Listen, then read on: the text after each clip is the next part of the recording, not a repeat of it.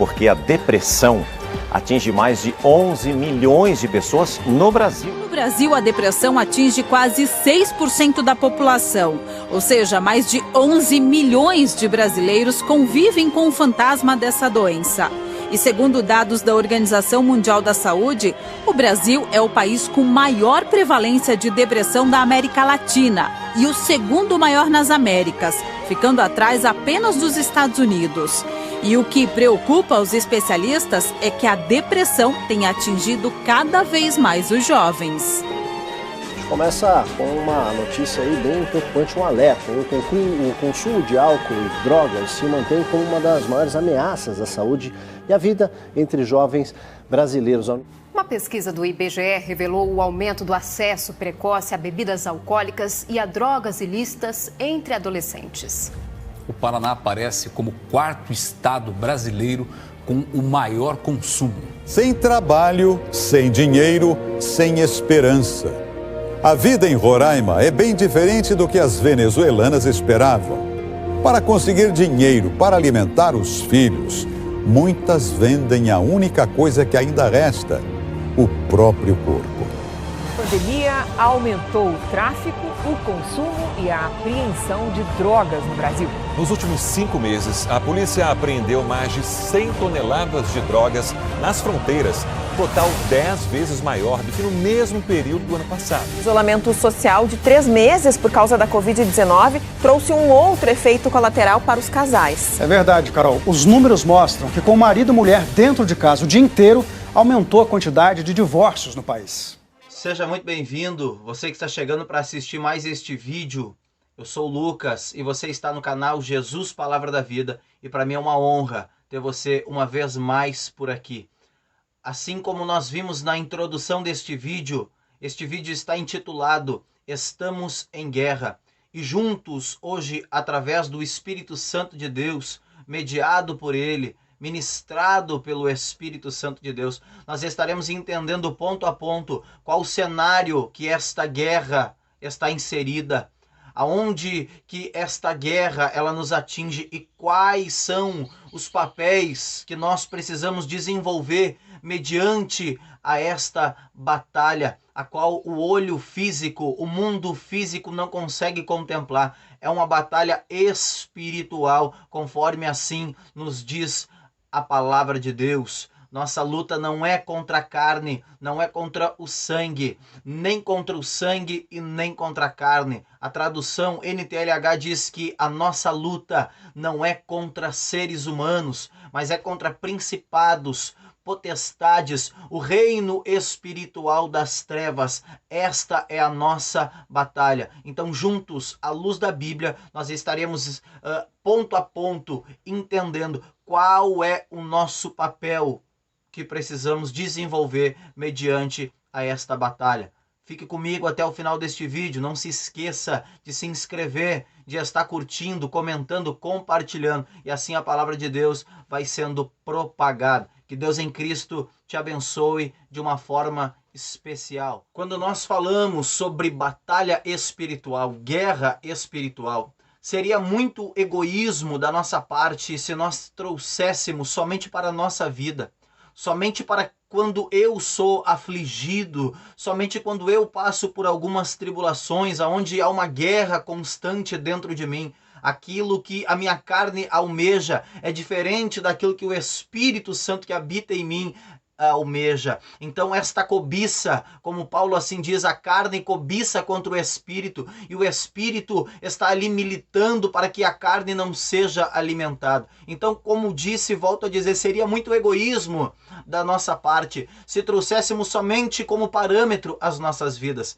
Assim como a introdução deste vídeo nos mostrou as áreas, e ainda faltou outras diversas áreas, onde existe uma regência espiritual satânica, demoníaca, diabólica, e seja qual o termo que você prefira usar. Nós temos a primeira área que assim foi tratado, a área onde o mundo espiritual está agindo, o mundo espiritual das trevas, depressão.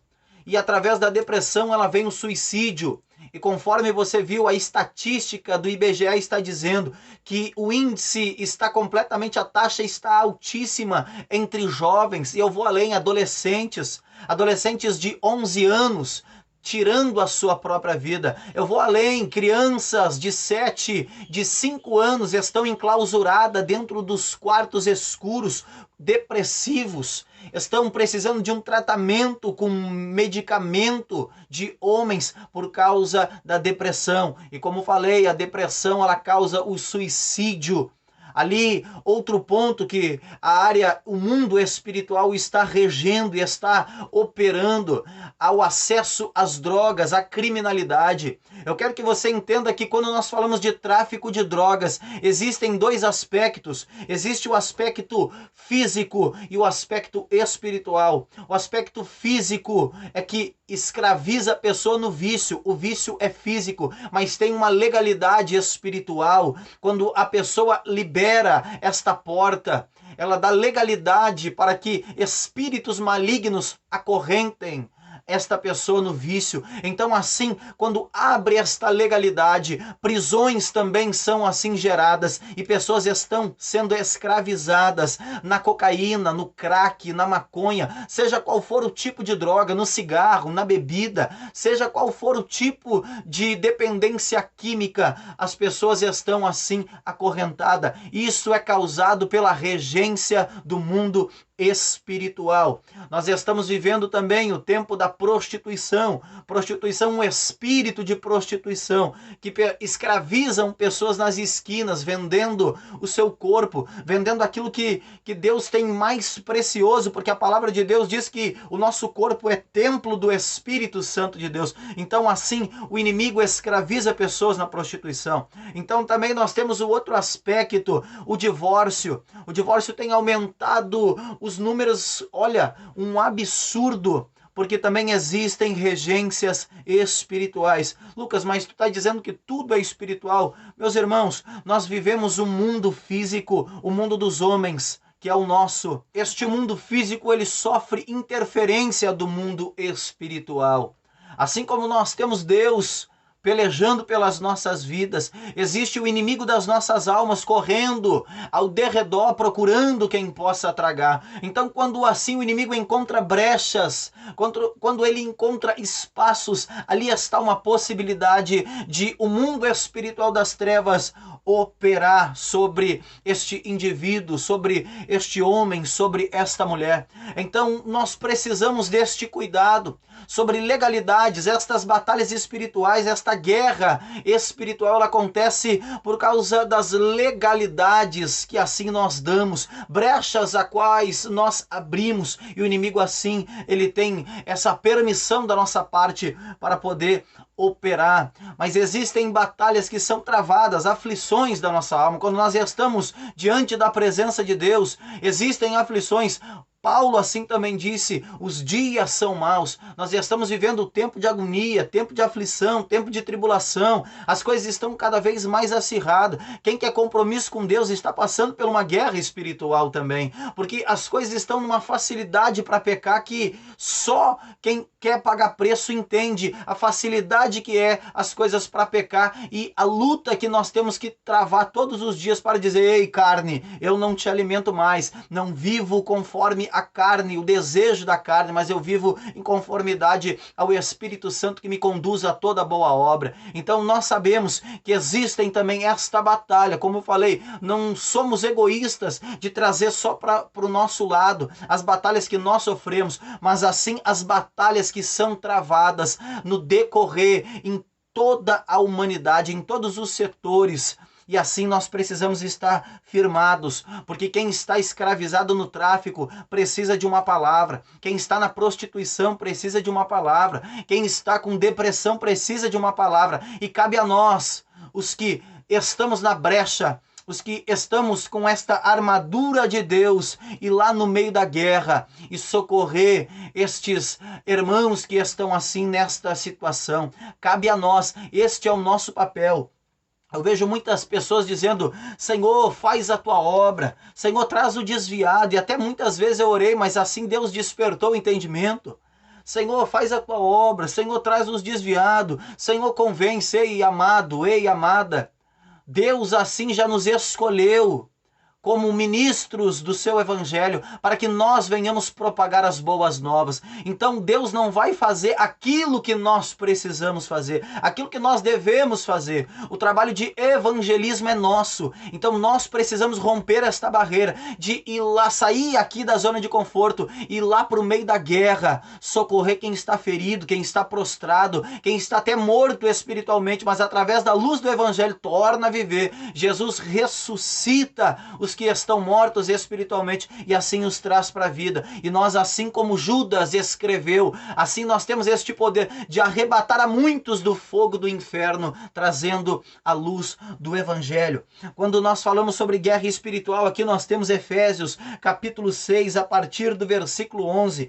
Revesti-vos de toda a armadura de Deus, para que possais estar firmes contra as astutas ciladas do diabo. Então nós sabemos que o diabo vem para matar, roubar e destruir, e ele não está de brincadeira. Quando nós assim estamos aflitos, seja por trabalho, seja por as aflições do dia a dia, seja nos relacionamentos, seja no ministério, seja qual for o tipo de aflição, o inimigo ele não perde tempo e assim ele investe contra as nossas vidas. Mas no versículo 12 do capítulo 6 nos diz: porque não lutamos contra carne e sangue, mas contra os principados, contra as potestades, contra os príncipes das trevas deste mundo, contra as hostes espirituais da maldade nos lugares celestiais. Então aqui nós temos a certeza que a nossa luta não é contra a carne nem contra o sangue, não é contra seres humanos. A nossa luta não é um contra o outro. Existem muitos que estão neste pé de guerra, nesta guerra interminável no mundo dos homens, que precisa de algo, precisa ser maior, precisa guerrear, precisa menosprezar, precisa colocar, ei, eu sou maior e agora eu tenho que botar ali de canto os menores. Não, a nossa guerra não é uns contra os outros. Nós estamos vivendo um tempo onde homens estão se degladiando dentro das igrejas, buscando quem tem a maior cadeira, quem tem o melhor cargo, quem tem a pregação mais bonita, o louvor mais bonito. Não, a nossa luta não é contra nós mesmos, mas a nossa luta, a luta da igreja é contra principados e potestades, contra os príncipes das trevas, que enquanto a igreja briga entre si, o mundo espiritual, o maligno vai crescendo. Enquanto nós estamos preocupados com outras coisas que não tem nada a ver com o mundo espiritual, enquanto nós estamos preocupados com o reino dos homens, o mundo dos homens, este materialismo, o mundo espiritual das trevas vai crescendo, vai escravizando pessoas, vai assim colocando as pessoas no tráfico, na prostituição, em todas as áreas que causam a degradação física e espiritual do ser humano. E a pior degradação do ser humano é o quê? Morte, completamente separado de Deus. A pior morte é esta separação de Deus, onde os pecados separam. O ser humano é sepultado no seu pecado, ele está separado de Deus. Então aí vem a maior degradação, porque quando nós adentramos a vida eterna, iremos nos deparar com algo terrível se não estivermos em Cristo. Então esta não é a nossa guerra, esta não é a nossa batalha. A nossa guerra é para fazer o quê? Que diminua a criminalidade, diminua a corrupção. Eu recomendo você um livro muito bom, O Avivamento no País de Gales. Ali nos relata o que é verdadeiramente um avivamento. Avivamento não é só pulo, avivamento não é só milagre, avivamento não é só isso. Lá no País de Gales, avivamento gerou uma conversão de caráter. Os esposos que saíam das minas aonde trabalhavam e iam para bebedice, iam para prostituição, batiam nas suas mulheres, quando receberam a palavra de Deus, quando foram evangelizados e receberam um avivamento, uma conversão de caráter. Agora, em vez de ir para bebedice, para drogadição, eles estavam com a sua família, cuidando dos seus filhos, cuidando da sua esposa. Então, quando há um avivamento, o tráfico diminui, a prostituição ela diminui, a corrupção ela diminui, porque aí é o Espírito Santo operando. O Espírito Santo ele vem para tirar o mau caratismo. O Espírito Santo vem para fazer o que? Haja conversão. Então, tem muitas pessoas que falam línguas, profetizam, mas o caráter está completamente corrompido. Isto não é avivamento. Mas não é contra a estas pessoas a nossa guerra, é contra o espírito que age contra estas pessoas, que age na vida destas pessoas, melhor dizendo. Esta é a nossa guerra. Então, por isso que nós pregamos, e é por isso que nós investimos tempo, dedicação, para que estas pessoas não sejam mortas, fiquem mortas, permaneçam mortas neste engano. Versículo 13, portanto, tomai toda a armadura de Deus, para que possais resistir no dia mau, e havendo feito tudo isso, ficar firmes. Então, aqui vai vir o dia mau, ninguém escapa do dia mau. Resta sabermos aonde nós estamos alicerçados. Então, vindo o dia mau, nós estamos alicerçados na rocha, nós estamos firmes. Depois de haver feito tudo isso, ainda precisamos estar firmes. Pode balançar, pode estremecer, mas havendo feito tudo isso, nós estamos firmes. Mas Paulo assim nos dá a receita. A partir do versículo 14, estáis, pois, firmes, tendo cingido os vossos lombos com a verdade e vestida a couraça da justiça. Então assim, uma cinta, um cinto que está cingindo os nossos lombos. Este cinto se chama a verdade. Este cinto, ele servia para ajustar bem a armadura do soldado romano. Então, tendo uma armadura bem ajustada, precisa deste cinto. Este cinto é a verdade. Nós não podemos ser omissos com a verdade. A couraça da justiça. A couraça da justiça, algo que vinha sobre os ombros e protegia também a região do peito. Então, assim nos ajudando a suportar os fardos, a suportar as investidas do inimigo contra as nossas vidas. Então, assim, Paulo estava fazendo uma alusão à armadura que os romanos usavam, e assim deu este estudo de grande avalia para as nossas vidas. Versículo 15.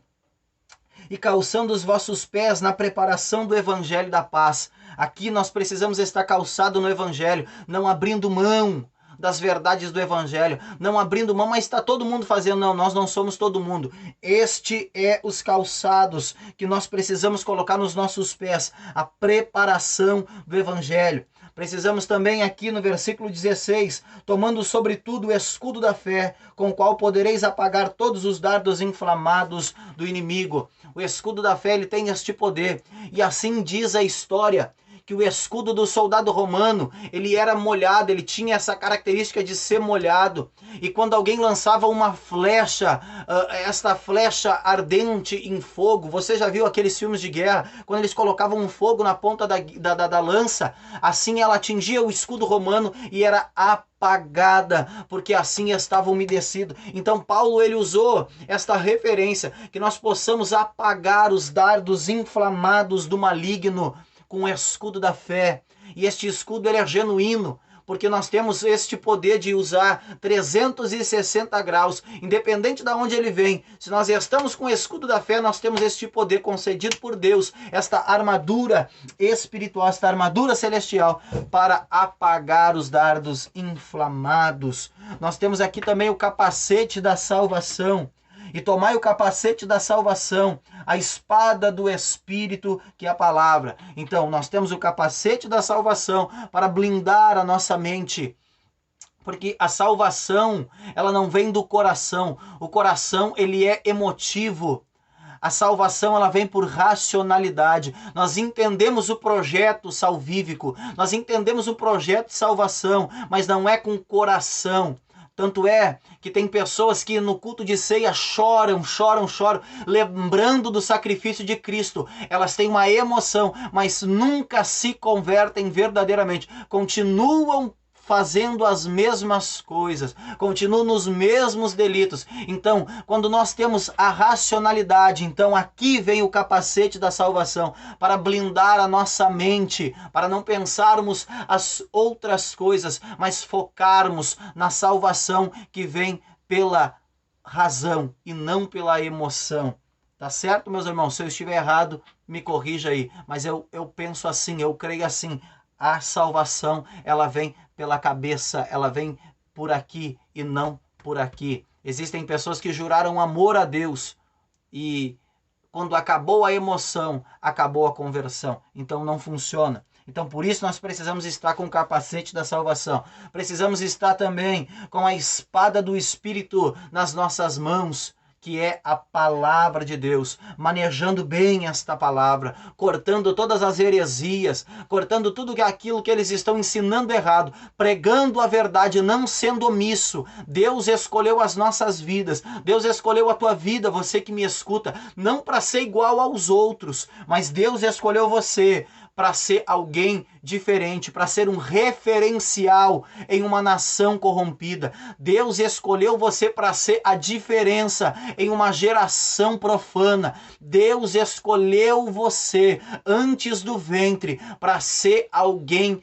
diferente, mas não pelas características que é por fora. Alguém diferente que não abre mão desta palavra, alguém diferente que anda na contramão do mundo. E aqui no versículo 18, para nós encerrarmos, para não ficar tão extenso, Paulo nos deu um conselho: orando em todo tempo, com toda oração e súplica no Espírito. Então esta armadura de nada funciona se nós não estivermos em oração, suplicando no Espírito, e o principal, e vigiando nisso com toda a perseverança. Então nós precisamos estar vigiando, orando, suplicando a misericórdia de Deus e o Espírito assim nos conduzindo, para que não haja brecha nas nossas armaduras, para que não haja legalidade, para que o inimigo possa operar sobre as nossas vidas, e que nós, assim como eu falei no começo, que nós possamos estar revestidos desta armadura de Deus, para ir lá no meio da guerra,